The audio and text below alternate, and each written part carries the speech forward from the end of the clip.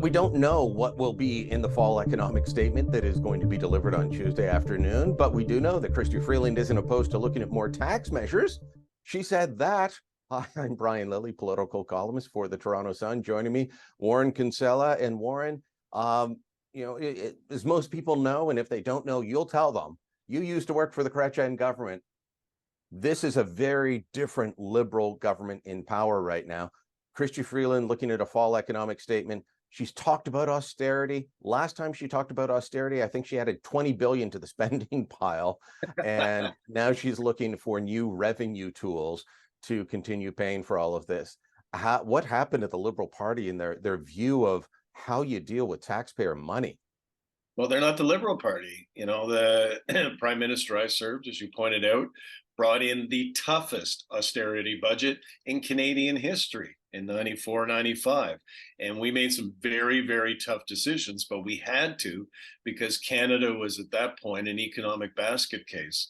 Again, we're looking very, very bad.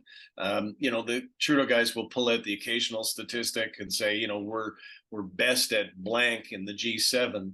But it's not good enough because the people who count, Joe and Jane Front Porch, your average Canadians, they don't think the economy is doing well. And you can see in the way that they are expressing themselves on the government. They feel that things are bad and getting worse. And I think that's why Pierre Poilievre is winning by as much as 15 to 16 points in every poll for months. He's talking over and over and over about affordability and about getting by because so many people are not. And the Trudeau guys just don't get it. They never have. And I guess that worked for them, some years ago. It doesn't work for them anymore. I think back to those days when I was covering John Manley, Paul Martin. They were Chrétien's finance ministers. And we got out of that really basket case period. And Chrétien had a formula. Once he got to the era of surpluses, he said, okay, we're going to 1/3 for new spending, I think it was, 1/3 for tax cuts, 1/3 for paying down the debt. You can't imagine that now.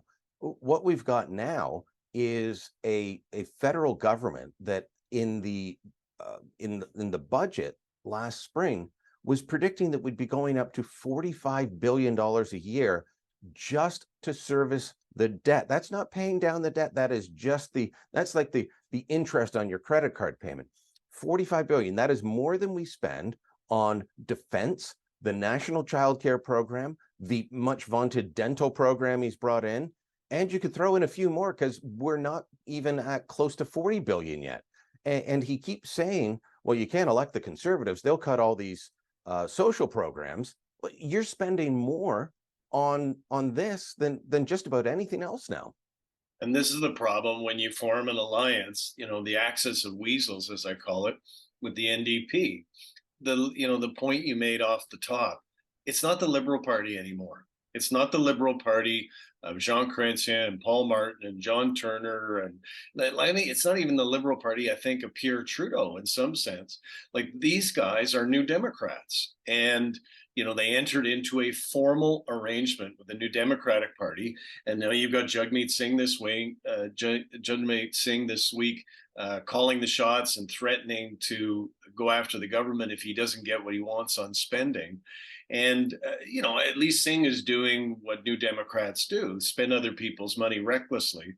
But it doesn't work for the Liberal brand. And this is one of the reasons why the Liberal Party under Trudeau is now at historic lows. It's looking at, like Brian, like I could see a 1984 Turner result or a 1993 Kim Campbell result happening to the Trudeau Liberals if Trudeau sticks around.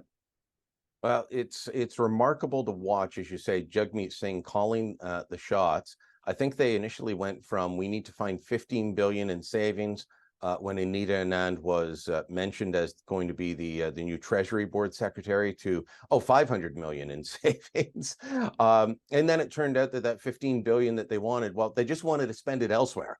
And in the end, what's going to take the biggest hit? Defense. At a time when, as you've said elsewhere, the world's getting more dangerous, where the world wants and needs us to be able to do things like we can't even send troops into Haiti, despite the White House asking us for months and months to help the restore order in Haiti. We can't do that anymore.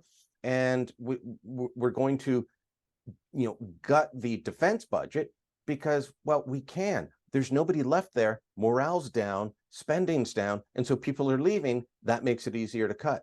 This is just a frustrating government to watch, but they find ways to spend more and more money. And here's my prediction for the fall economic statement. They're going to increase spending again while saying that they're looking after your hard-earned tax dollars. And, can you say that services are 40% better than before the pandemic? Because that's what spending's up by. Yeah, it's all performative. I mean, that is the approach these guys have used, is they talk big, but they never follow through. It's all sizzle, no steak.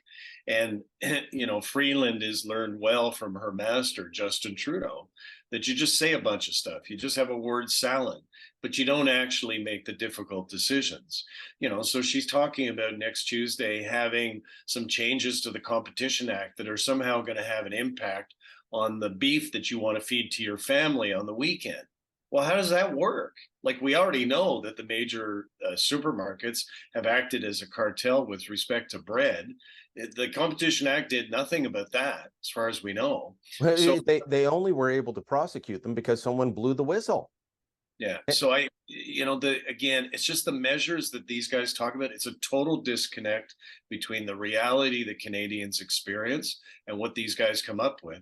And that's a sign when you got a tired old government. They're a tired old government, and I think people are fed up. All right, well, let us know if you're fed up. Drop a comment below, share this on social media, and don't forget to subscribe to our channel.